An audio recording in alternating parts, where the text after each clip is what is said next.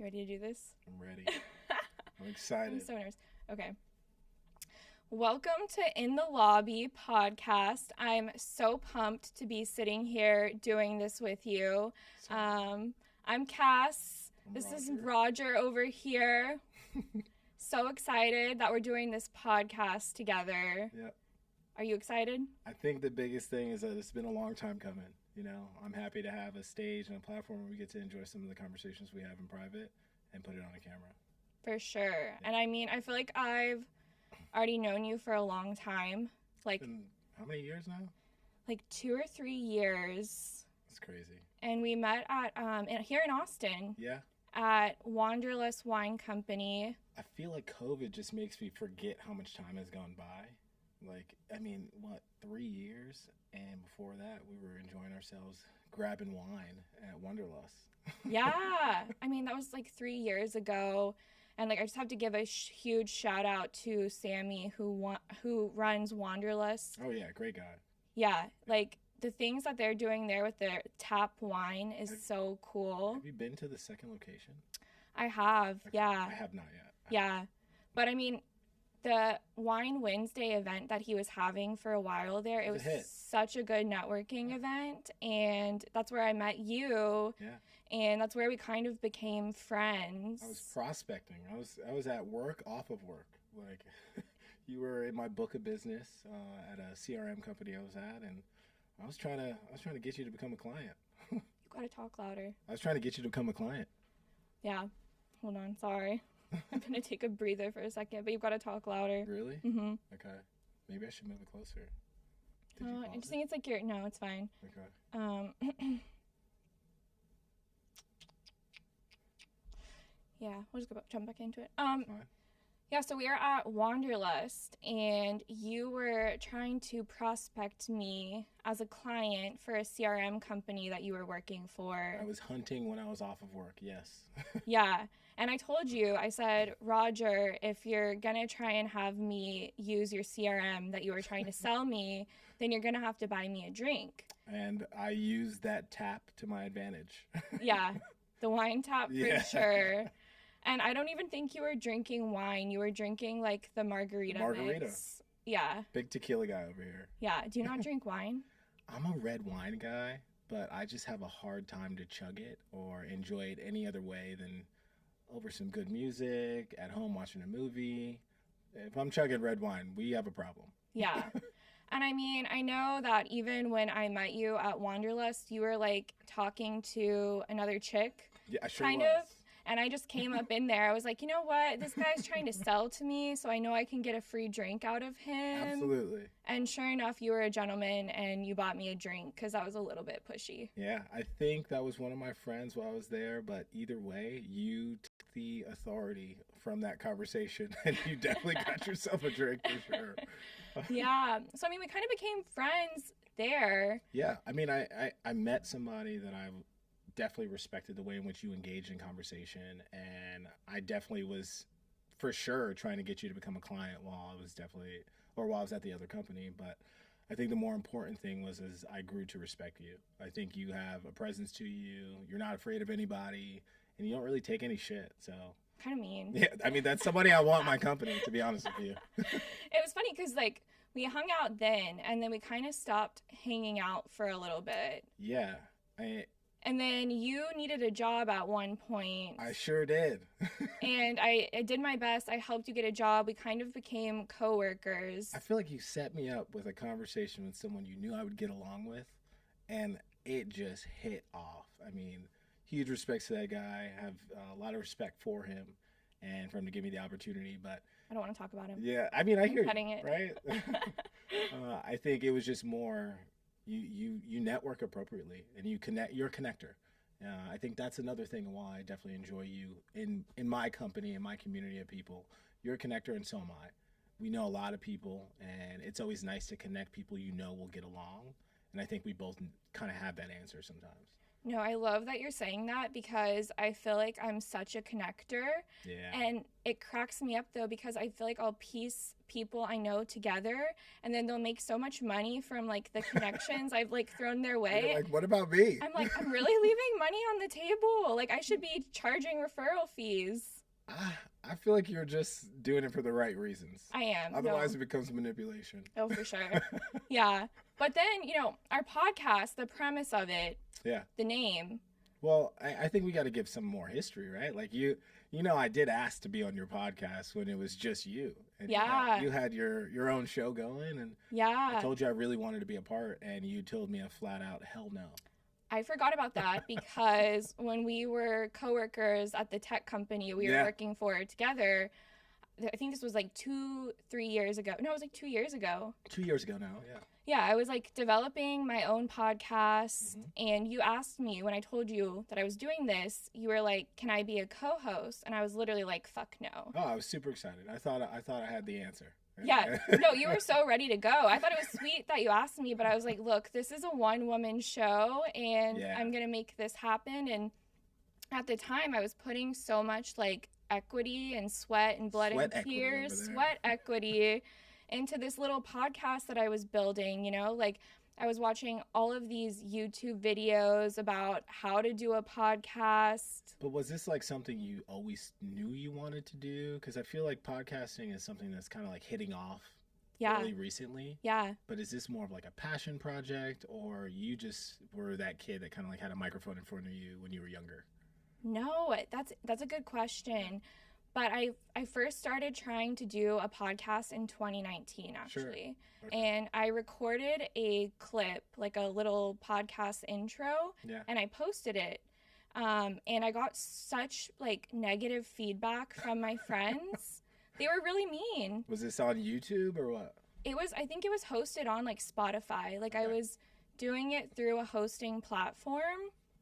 And it really affected me getting negative feedback on something that I was so excited about. Yeah. So then I just kind of scrapped it, which is, you know, not the best thing to do. No, I don't think it's the worst thing. Yeah. Yeah.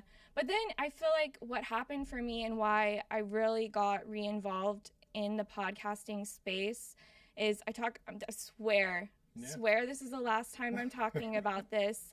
But I went through a really, really bad breakup. Like, it literally broke me as a person. And we've got them all. Yeah, it took me to the lowest lows I've ever been in my entire life. And it still, like, deeply affects me to this day. And so I was trying to pull a Taylor Swift, Olivia Rodrigo situation where I was like... And that negative energy is something positive? Yes. Yeah. I feel like when you're sad, that's when, like, some of the best songs come out. That's when artists make some of their best music, you know? And I was like, I can utilize this sadness to express myself in a creative way. Do you feel like you talked about your ex a lot when you first started podcasting, or that was just purely your gas to your engine? So, yes and no. The first episode I did on that podcast was a situationship. Ooh. And it was the first situationship after my ex. Okay. And so it was me telling that story. I don't know this. Did you like this guy? What's going on? Yeah, but he was weird. Okay. And so there's some weird ones out there. There's some weird ones. So I feel like it was me talking a lot about relationships and dating and things of that sort, you know? Yeah, I think for me it's a little different, right? I definitely have experienced exes and breakups and dating. I think dating in Austin is a whole different animal. It's one where no one's really from here. You happen to be a little bit of that unicorn, right? I won't get into where we're from, but for me, I like to just talk about it from the other side of it. And it's less of me and my dating experiences and more of like, I think Austin dating has offered me to realize places where I had shortcomings and places where I wasn't the best. I think I had this tendency to want to keep people in my life under any means necessary, just for the idea of people are always growing. Like, you're learning about people always. And I like to give grace the same way I want to be given grace. But as that's going on, sometimes you got to learn a lesson the hard way. And I think I I've been humbled, honestly. I've been humbled by some of those experiences where people needed to remove me from their life. And I've been lucky enough to be in the city and experience some awesome people, but also people that aren't from Austin. And stay away from holding those people in when it's not good or healthy. And be humbled and accept it, because guys really don't learn until they put their hand in the fire sometimes, right? Right. Getting some of that advice is kind of like through life lessons and learning experiences. So I think I've had those, and those fair share of those have been great. And I've done my reflection, and it's made me a better person. I'm happy. Yeah. I mean, and that's what it was for me. Like, as a woman, my podcast was like a therapeutic kind of outlet. But being like a business professional, you know, I didn't want to have like a call her daddy type podcast where I was talking about my sex life and my relationships and having sex in a car or whatever was going on, you know? Yeah, I mean, call her daddy can get pretty explicit. Yeah. And so I was like, you know, I kind of took a break from doing my podcast. Yeah. Because I was like, how is this going to affect my professional career? Yeah. With the things that I'm putting out. So I took a pause. You and I kind of, you know, you left the company that I was working at. One of those life lessons. Yeah. And that pause, like where you and I really didn't speak for a while. I think that was almost a half a year. I was really mad at you. I know. And rightfully so. I deserved it. And for everybody here, it was the moment that helped to create where we are today, though, right? Like there's a sense of beauty behind it, because after that 6-month stint of us not communicating, it ended up turning into you and I reconnecting and rekindling in the lobby, right? We were in a lobby. Cassandra had not talked to me for half a year. I was so excited to see you, but so afraid to say hi. Of course, you know I did. Went up to you and just really went right in to just say, hey, like, I miss you. I miss my friend. You and I, we're not those friends that have been sexual. There's no weirdness here. There's nothing behind it. And that's what cracks me up, is because you always bring this up. Like, anytime we've pitched our podcast so far, Roger's always like, we're not fucking though. I'm like, why is he bringing this up? Because like, it doesn't even, like, as a female, I just like don't even think about these things. Yeah. But as a male, like, I guess you're seeing like how people would perceive there's a perception is reality, right? Like, there's a version of that where people will take stuff and run. They can hear half the story or a version of it or just what you look like. And I like to think we both represent ourselves well. So if we're representing ourselves well, hanging out all the time, people are going to at some point have their own assumed version of who we are. And with us not, I think it's so much better for the idea of I tell you everything, you tell me everything, and having a woman in my court, but more importantly, a woman that gives me great counsel and corrects me when I'm wrong.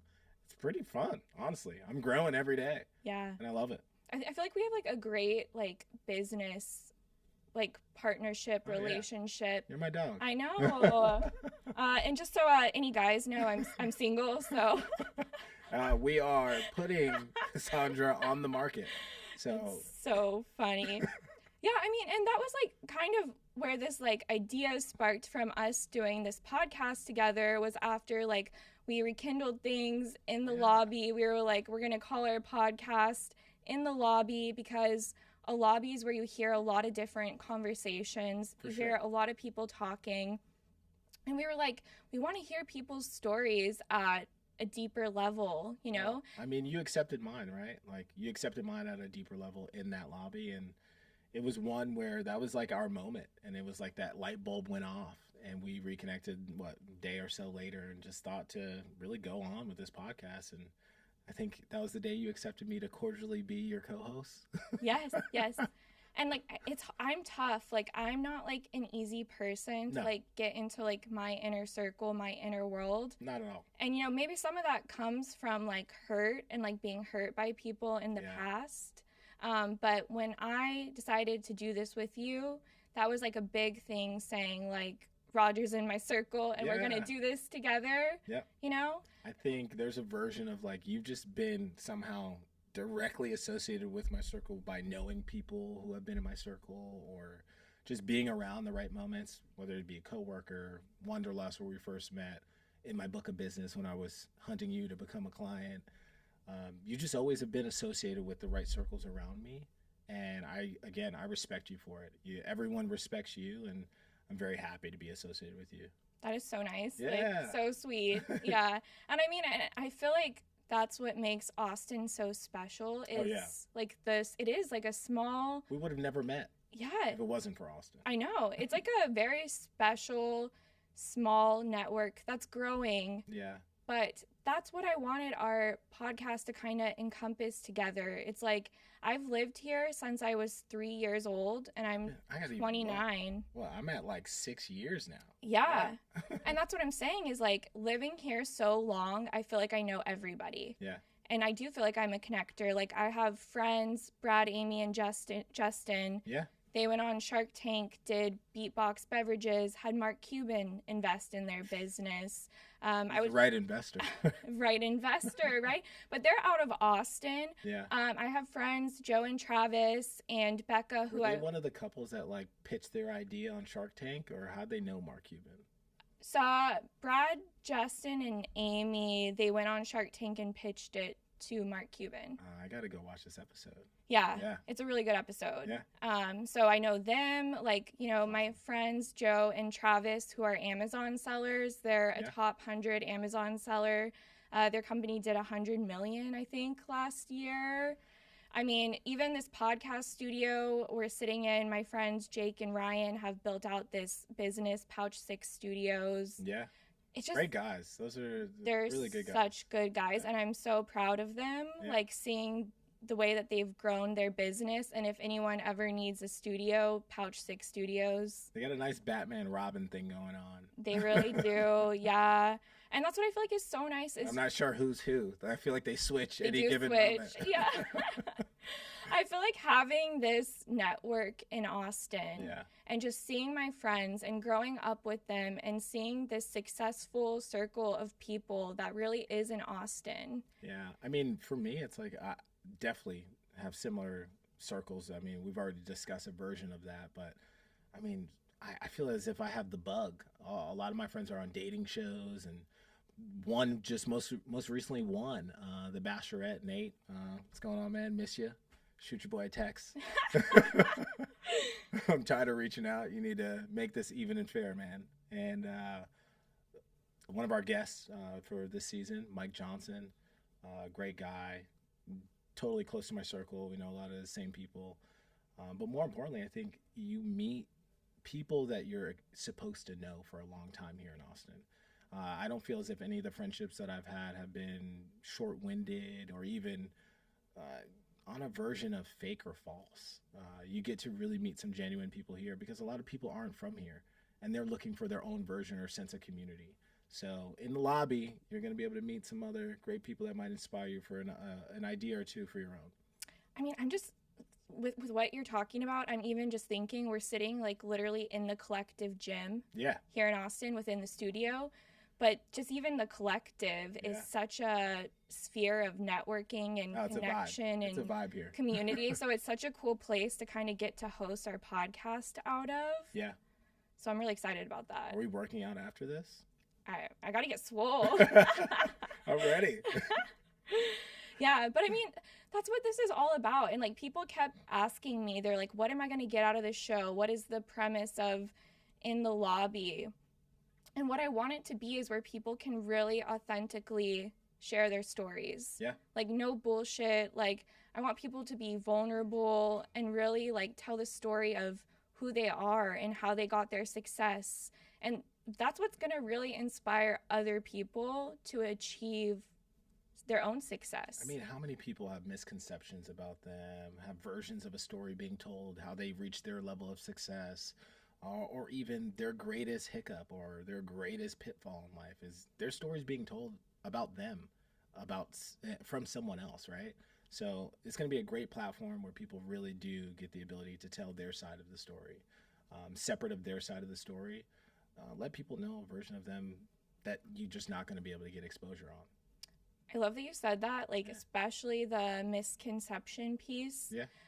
Because I feel like personally, there's so many misconceptions that I hear about myself all the time. Join the club, bud. I mean, it's difficult because I feel like people look at me a lot of times and they're like, oh, she's blonde and she's pretty and she dresses well, so she must come from money. Enough of the compliments over there. I do hype my own self up. Like, I do believe in myself. Right, Flavor I really do. You have to believe in yourself. But you hear that, y'all? Evil. Starts with you. It does.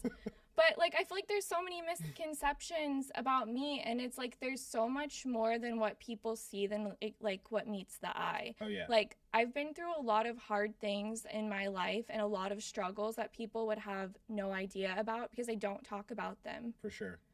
You know, and I think sometimes people who don't talk about their struggles are some of the people who have had the hardest struggles. And their story gets told by someone else. I mean, I feel like almost like a broken record because I'll repeat that, but there's versions of you, like as I get to know you more over the years, I mean, I just get more and more surprised. I mean, I'll bring it to one point. I mean, I know you're an Austin unicorn and have been here majority of your life, but maybe get into a little bit about like where you're originally from. Because I think that's a part of your story that I think the rest of the world really should have access to. Yeah. Because it's kind of fun. That's funny because like I do consider myself like an Austin unicorn. Yeah. But I'm really... I do. I've been here 6 years. I can't even get the version of Austinite out. Yeah, I consider myself an Austin unicorn, but I was born in Sydney, Australia. And then I've lived here since I was 3. Okay. Grew up like Lake Travis area, went to high school out there. Who's from Sydney? Mom, dad? Neither. Yeah, They meet there? No. Like I really have no claim to Australia other than me thinking that I kind of look like Margot Robbie and maybe could take it and run. Roger's like, Cass, calm down. I will say this for the Margot Robbie comment. She's the one that played Barbie, right? Yeah. I mean, everything you have other than the shirt on today is typically pink. It's very fitting for you, if that is the case. I'm very big into... I mean, aren't your nails pink right now? Oh, they're red. I'm very big into, like, branding, like, even personal branding. Yeah. So, like, everything in my place is, like, pink, Barbie, Playboy. I'm going with Margot Robbie for you. See, there we go. But no, I have no claim to Australia. Okay. Other than my parents were over there for 3 years. All right. My dad was over there for work franchising Chili's. Love. Yeah, like back in the 90s when Chili's was like cool. Isn't it weird? I feel like you think of Chili's and you don't really probably associate it with Australia. No. I always thought of like Chili's is only here domestically in the U.S. That's a fun fact for me, right? Like I may use that as my fun fact in a board game or something. Like that's just interesting to know. Yeah. I mean, I think he was franchising them in Asia too, like Kuala Lumpur. It's crazy because I mean, Chili's is very, it's like American. I don't know. What's your go-to dish at Chili's? I got one. Just the queso, whatever that queso is. Queso is good. I don't really eat there. This I'll tell my dad. My first date was at Chili's, and I thought I was doing something. I really thought I was onto it. I think I got like a Shirley Temple for both of us. You know, I had the big baller budget, and I had to go with like they have this hot plate where they just like grill everything right there in front of you. It's steak, shrimp, and I was like, all right, you know, maybe she'll be impressed. She was not. That's funny. Have you seen the video clips of women saying that like don't take me to the Cheesecake Factory for a date? Oh, I stopped with those. I turned into a coffee date guy thereafter. But I feel like Chili's is on the same playing field as like a Cheesecake Factory date. I mean, let's bring this back to dating to ask you a question. Where's your date spot? In Austin? Yeah. And maybe you don't have a date spot. I know I used to have a good old faithful date spot. It's changed over the years, but yeah, I want to hear from you. I wonder what it's like on the woman's end. Like, do you have... Well, I shouldn't be planning dates. Okay, that's fair. Let's say you do plan a date. Do you want to know something? I'm supposed to go on a date tomorrow. Okay. And the guy texted me. He was like, "What are you thinking?" or something like that. And I was like, I have to be somewhere at 7, but I'll let you take the lead. You can plan whatever we're doing. So you know? he's letting you plan. No, no, no, no, Oh, no. I told him. He asked me what I wanted to do, Yeah. and I said, I'll let you take the lead. Good. Because Well, I'm not. I think that's important. Is that for all dates, or is that only like first date, second date, third date, fourth date? Like, do you have a day where that stops, or is that just an always thing for you? And that's okay if it is. Yeah. I mean, you it's your autonomy. Do whatever the hell you want. But No, I like the man to lead. okay. Love that. Yeah. Like, I just want to be walking around, like, all stupid, like, and they're just like, oh, no, this way, Cass. And I'm like, oh, okay. Yeah, it's funny because you're definitely not stupid. No, I'm not stupid. You're, this may be one of those misconceptions. You're like a marketing guru. That's sweet. You're very good at what you do, but I think it's more like turning off, right? Like, you get to have that comfortability factor that you can turn off with somebody. Yeah. And do you think that's kind of like something that benefits you to like that person if you can turn off with them? Or does that take time?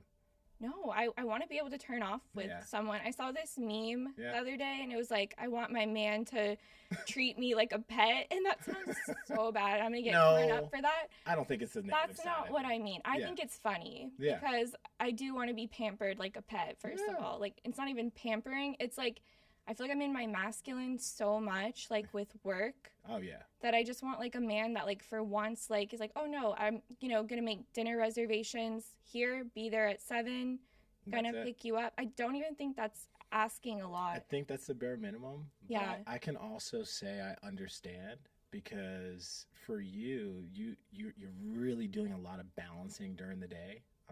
And it feels like the tech world is really male dominated. And seeing you operate and move in certain rooms in the tech space, I feel as if it could be tiring sometimes, just the way in which you have to, like, really not only shoot your shot but make every single one. And you do, but you make sure it's known when you do. That's funny. And that's only because I've had access to work with you, right? Like, that's really my bias. I'm speaking off of my experience with you, but I relate that to your answer, and I could see where you would just want to get off of work and have somebody else handle it. Yeah. You take care of the date. Yeah, that's all I want. I mean, you came to Austin from New York. Yes, I did. I came from New York. I moved here for work at the time. It was a company that's like has some ties to my family.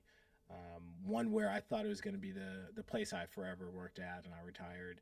Didn't work out that way. Ended up really contemplating if I wanted to stay in Austin. And I was in this version of reflection.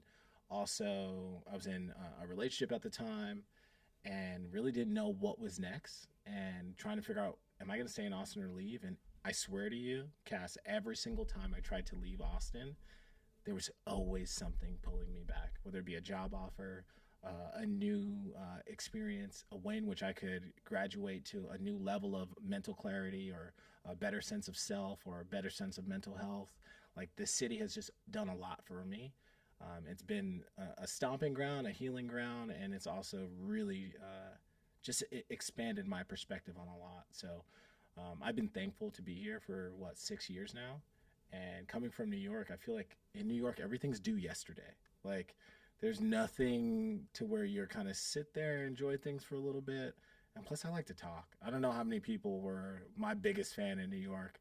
I'm a talker. I want to get to know people. I want to go into depth and then just try to hear a little bit more about your story. So Austin's been real well for me, but yes, originally from New York. I mean, I think that's interesting because I feel like you're talking a little bit about the hustle and bustle of New York culture. Oh, yeah. But I feel like Austin, like... Austin's getting there, for sure. I mean, I'm comfortable here for a reason. Let's put it that way, right? Right. Like, I still have that New York hustle to me. Right. And I think Austin offers me a lot of that comfortability. But there's also some perks and sides of it that are very different and not like New York. So I'm thankful for that. Right. Because it allows me to be a little bit more present and also experience some things that I don't know if I would have experienced in New York, truly. When you were in New York, were you dating at the time? Because I'd be curious to know what the dating is like different between New York and Austin. Because the one thing I would think about New York is there's so many people. I would feel like people would be non-committal there just because of the population numbers. I think it's a good question, and it's one where I'm happy the platform is a place where I can kind of answer it. I was in a 7-year relationship when I was in New York. I was with somebody who was just really great, right on time for my life. I really have no negative things to say about any ex, unless a few, maybe a few, but You can have some feelings. You don't yeah. have to have. But yeah, I'll keep that to myself, right? Like, I think at the end of the day, everybody has their own experience, and you want to respect that. But I had a 7-year ex, and my first time really putting myself out there in the dating market, not like, oh, we broke up for a week, 2 weeks, I'm gonna go talk to a friend, and I'm gonna date for a week and meet up with somebody. But no, like, seriously taking the lead on, like, spearheading my experience of dating. My first time on a dating app was in Austin, and I don't know if I'm really going to be the best person to answer what dating was like in New York. I will say that my friends' experiences were very much so similar to how you explained it. There's just it's a fast moving revolving door if you want it to be, but also at the same time you can really meet some great people. And decent amount of my friends, they're married now. Yeah. I mean, Austin probably has a similar problem. Oh yeah, I'd probably say so for sure. And we were talking about this. Yeah.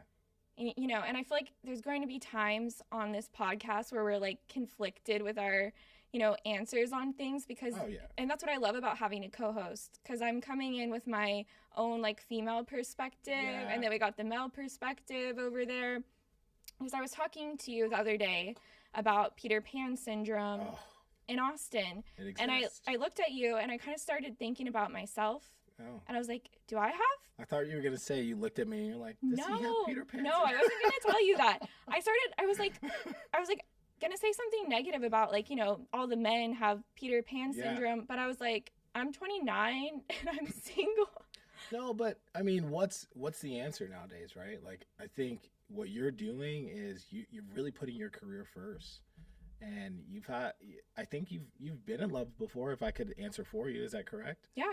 Yeah, and you've had some amazing experiences, but you've also been jaded by the bad ones, right? Like, we all get that way.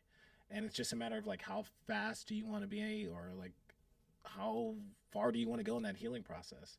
And I think from what I know, you've really been focused on your career, and it's paying off. I mean, look at you here today. Like, there's not one person that knows you in your professional world that wouldn't brag about you. So it's what you make it.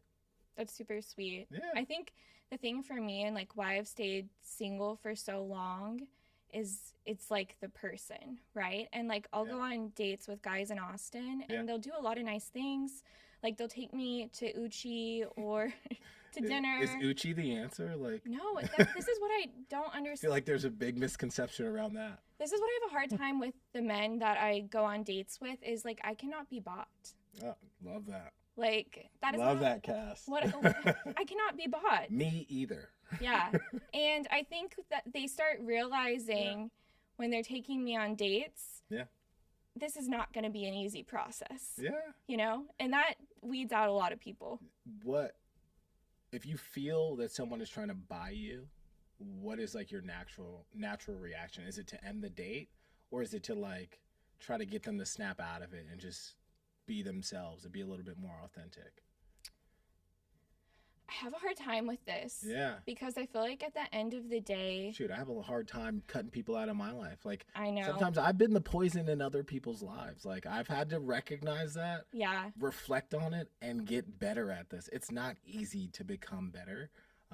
But at least you notice it. Like, you noticing that, I think that's a game changer for you. Well, I feel like at the end of the day, like, we're manipulative people, right? Like, human beings are manipulative. Absolutely. So it's like, you know, there's probably something I want out of this person, and there's probably something they want out of me. Yeah. And I'm not saying that's the right way to look at it, but there is kind of like a value trade.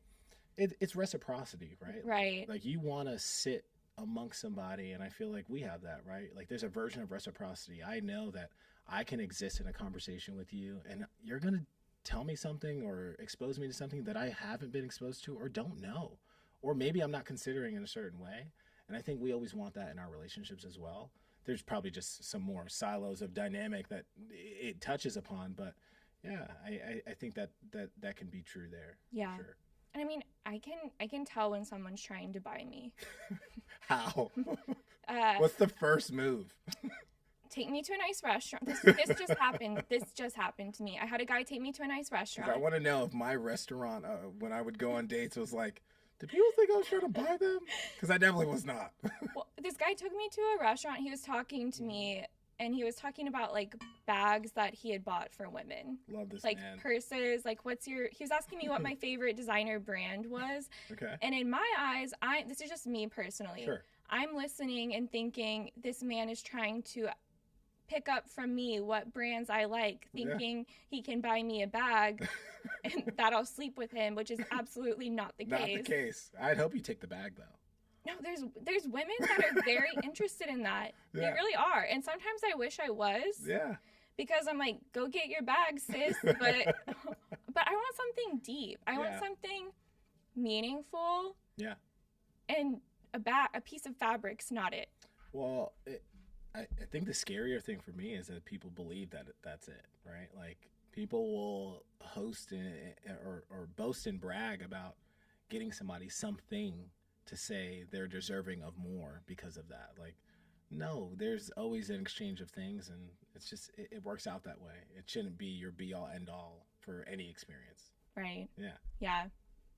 I don't know. It's tough. Like, how has dating been for you and your experiences in Austin? I feel like I touched on it the way I want to. Okay. I'll leave you alone. Yeah. I think for me, it's been a little bit different, but I will say, I've learned a lot, honestly. Yeah. And it's probably back to that other point I made where I've had to realize that I've been the poison for some other people before, right? And I have a little bit of a toxic trait where I think it comes from a good place, right? Like, I believe in people. I believe that people are always growing to become their best version of themselves. I believe that you should give everybody grace. Like, you don't know what somebody deals with in their day or what's going on. And that should be live and well, but there should also be a version of boundaries in that. And I don't know how much I've always existed in that. And I would hold people on for too long. So to know that, and then other people had the authority and honestly the ability to cut me out, where it was probably rightfully so. Not even probably, it was rightfully so. I've really had to sit with that and reflect and become a better person. And honestly, I'm always growing, and I'm okay with it. So just always in growth mode. That's all. Yeah. Yeah. That's my answer on dating. Yeah. But I will say I would probably want to go into one thing about dating, and it's the version of me picking out my restaurant. I always pick out one restaurant where I want to make sure I kind of get that answer from everybody that knows me well enough there at the restaurant if I look like I'm comfortable. Do you have a spot where I did. They would, like, the staff would know you? It was Wu Chow. Wu Chow in Austin. It just offered me this version of a New York vibe when I was in there. And it was kind of also one of the places I first went to when I got here. But they would just always give me that head nod or something if I looked like I was uncomfortable. And your feelings and emotions can lie to you when you're in front of someone. Right. And they kind of would look out for me. But I have since changed. I no longer do that. And I'm more of a coffee date guy if I ever did need to go on a date. But I don't need to go on dates anymore. So that's all. That's awesome. Yeah. Yeah. I mean, I think it's tough, with the dating situation. Oh, yeah. In Austin it is, but But it's a part of our history too, right? Yeah. This episode is so people can get to know more about us. And what better way to get to know somebody who's in this highlight of their life? It's a highlight reel, right? Like, you get to know who somebody is and how they've experienced life, and maybe even like what their exposure has been here in Austin. Certain people like certain things, right? I feel as if my dating experience here has led me to different sides of the city. Like, one side was a little bit more active, the other side was a little bit more party-esque. It's us. Like, people should get to know about our dating. Yeah. I mean, I think it's interesting what you said about Wu Chow too, Yeah. and the staff knowing from your expressions. I now want it. That sounds so good.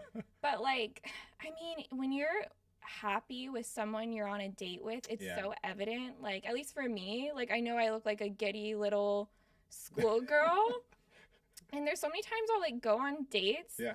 and I'll just like not even think about what I'm going to wear. And those are the times I know I'm not that interested. Ooh. Because if it's anyone I really like, there's a lot of thought going into that outfit. I love that. And I know you like your fashion too. I'm so all for it. yeah. Like, I will say everybody will get some exposure to my favorite outfits while in each season. You have a lot of clothes. Oh, I'm a clothes guy. Love it.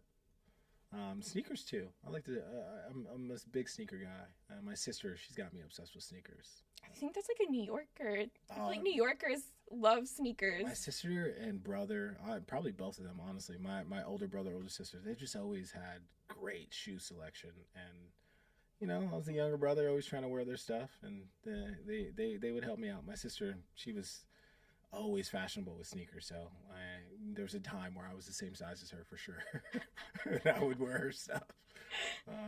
But I'm not a heel guy. I'm not wearing my sister's heels. Yeah. Yeah, that's funny. Yeah, I mean, the other thing I would want to say is, what do you feel has been kind of like your greatest lesson, maybe, of the most recent time since COVID? Because I think a lot of friendships have changed. A lot of people have picked up new hobbies or whatever may have it. Do you think you've picked up a new hobby or something that has been thrilling or exciting since? Like, I feel like the last few years have been some of the loneliest years of my life, and it's like the biggest gift that I've ever had because I've never had to go so deeply internally by myself and really face myself. Love that. And I just Good job, girl. Awesome. I feel like a lot of people don't do that or don't take the time to heal from things. Yeah. And I've spent so much time getting up early. Like, I would go on walks at 4 a.m. listening to affirmations. Yeah. Like, I literally look at myself in the mirror and, like, tell myself things, write the little sticky notes, do the vision boards, all of the woo-woo things. Yeah. But, I mean, I'm not just yesing you. I do the same. You know? Like, there's a version of me that believes in that. So it's like, I really do respect you. Yeah. Applause for you, for sure. Yeah. So I feel like out of being lonely, I grew into this version of myself that doesn't need anyone. Yeah. So the people that I do have in my life are very specifically chosen for who they are. Love that. Yeah. It's like the first round draft picks over there. Yeah.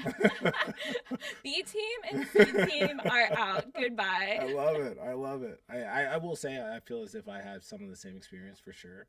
I've had to do a lot of that interpersonal work, and some of that stuff has really gone back on the idea of like, what does community mean to me, and like, who do I want to be around me? Are they around me for the right reasons? Am I around them for the right reasons? And who do I want to be, and how am I going to get there in the most expeditious way? So there's definitely some similarities there. I'm just happy that we can align and both be a part of each other's community. I'll take being a first-round draft pick any day. So thank you. I appreciate you. And, for everybody else that's tuning in, we're going to have a lot of special guests here and an opportunity to get to know more about us in each and every episode. But come on back to the lobby. It's going down. It's going down. Yeah, I'm so excited. And we're going to have like an episode released every week. Yes. Every day on Tuesday. We're going to have awesome guests. And then we're going to, like, our social stuff, we want you guys to follow. Yeah, TikTok, Instagram. We're debating Twitter. We'll see. Or X. I was like, do they even call it Twitter anymore? But yeah, you can find us on Instagram and TikTok at In the Lobby Pod. Yep. And then we'll be streaming on Spotify, Apple Podcasts, and a lot of the other ones. So YouTube as well. YouTube. Yeah. So I got a lot of work to do, Roger. You know, it's tough to be us. Yeah, I'm so excited, but was I supposed to say something? I'm cutting all this. It's going down. No, I mean, I think if you want to say something, though. I think you should say, like, come back to the lobby because you know it's going down. You say that, and then I'll say it's going down. Okay. Come back to the lobby. It's going down. Going down. I'm so excited, and I'm so thankful for you. Likewise. And season 1 is just going to be so much fun, and we're going to get to tell so many people's stories, and I'm so excited. For sure. I'm pumped. Let's get after Woo! it. I'll see you, girl. I don't know how to turn this off.